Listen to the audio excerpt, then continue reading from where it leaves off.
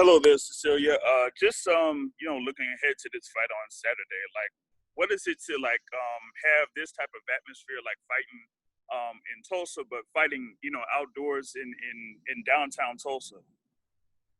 Well, I am very excited about that actually. I have fought outside before. I know it's a very special experience. I've never been in Tulsa, and I have just seen the sketches of the layout of how it's going to be on Saturday, and it looks very nice. I think it's going to be a great experience, not only for me but also for all the viewers at home. So I hope it will be great. Some great commercials for Tulsa, Oklahoma, and of course I'm gonna do whatever I can in the ring.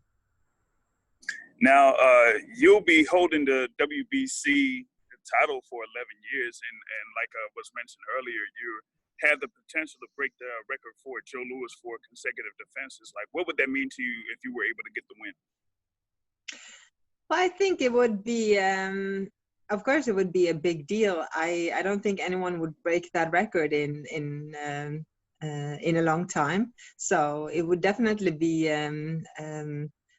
a moment for me that would be staying in history for quite a while. And what I enjoy about it is that people are now starting to recognize my career, starting to go back. And, it's not easy to be a world champion.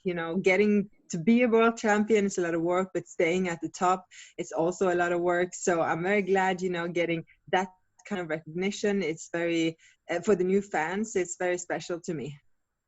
Now, being that you have been a long-time welterweight champion, after this particular fight, would you continue to be at welterweight, or would you look to either go up or go down in weight?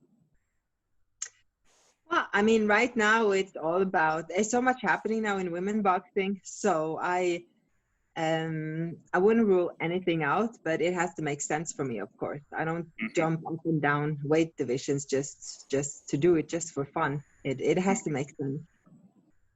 Gotcha. Thank you very much, there, Cecilia. Thank you. Thanks, Al. And Mark Lellenwaller, please, next. Thank you. Hey, Cecilia. We have another undisputed women's champion in Katie Taylor and another one in Clarissa Shields. This mini tournament that you're in could lead to a fight with Katie Taylor. But when you hear Clarissa Shields call herself the greatest woman of all time, do you feel like you need a fight with Shields for your fighting legacy?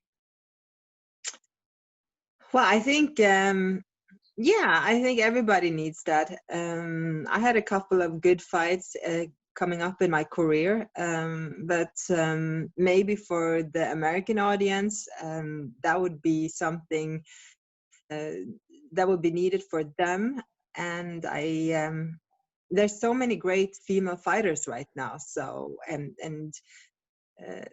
like when Clarissa Shields says that, she huffs and puffs, and she makes good commercial for herself, and she also draws attention to women boxing.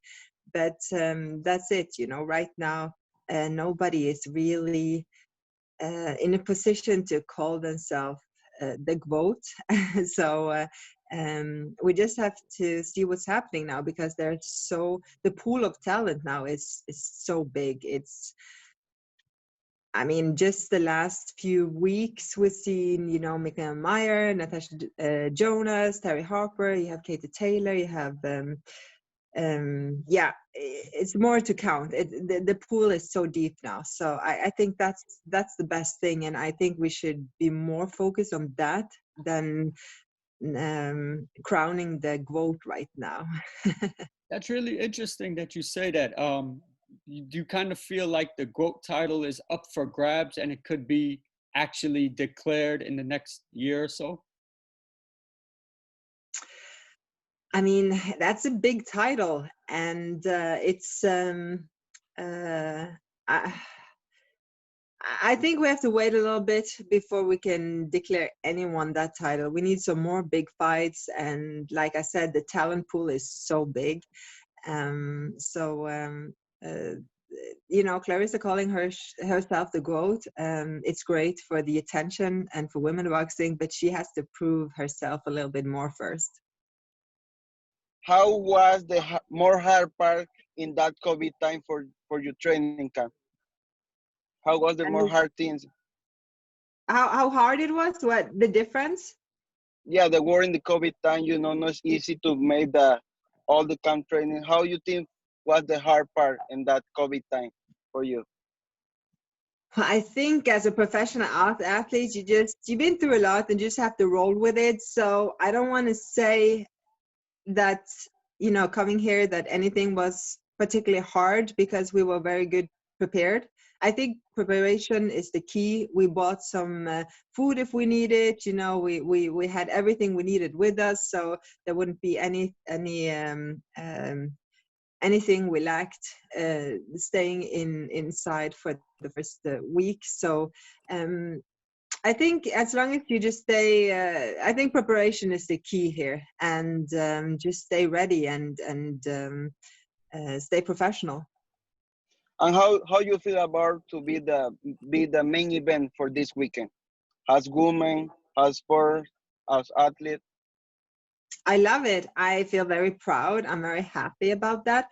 And I think it's a very good signal to send out, especially now when there are so many up and coming young female fighters, to show them that this is possible and that they can have this opportunity sometimes in their future. And as and very important sporadic, what do you think about Clarissa Shields and Katie Taylor? What do you think about those girls? I think they both are great fighters, great champions, and great representatives for women boxing. Thank you, Thank Cecilia. you. Thanks, Marcelino and Cecilia. Well done there for letting him off the hook a little bit, calling you Claressa. The rest of us saw it, but you didn't really get it. But it's okay, bro. It's okay. We're all good. Next question, and probably the last question, if that's okay, guys, for Cecilia. And we'll let her go. That goes to Gail, please. Thank you. Thank you. Thank you very much. Cecilia, you have been in the game a long time, and you must be thinking a little bit at this point about your legacy in the sport. What would you like your legacy to be? I feel I'm living my legacy right now, actually, because I feel I'm a part of, I feel I'm the part of all, how do you say it in English? The part of the development in women boxing. I feel I am the part who has been pushing forward so women can go to the Olympics, so women can headline fights, that women can be better paid. I feel I'm part of that puzzle, and that when I hang up my gloves, that is something that is gonna make me feel very, very good about myself and my career. So you would say that you've left the sport better when you leave than when you found it? I feel I'm a big part of that, and that makes me incredibly proud. Hi, Cecilia. Hi. What can you tell us about your shape and how prepared you are for this match, given it's been 8 months since your last fight? Well, I feel really good because I came to Big Bear in January, starting my training camp, and then it was suddenly totally lockdown. And so I changed my training a little bit, but I stayed in shape. So when I when I got my new date for my new fight, I was ready to go. I was in a great shape, and I think normally, you know, I'm back and forth. I'm all over the place, you know, America, Norway, you know, I'm traveling a lot, and I never had really staying at one place, having one gym, you know, to just train regularly. So that part, to be able to stay for so long time at one gym and just focus on my training and nothing else, that has been a really good thing for me, and I'm in absolutely great shape now. Thank you.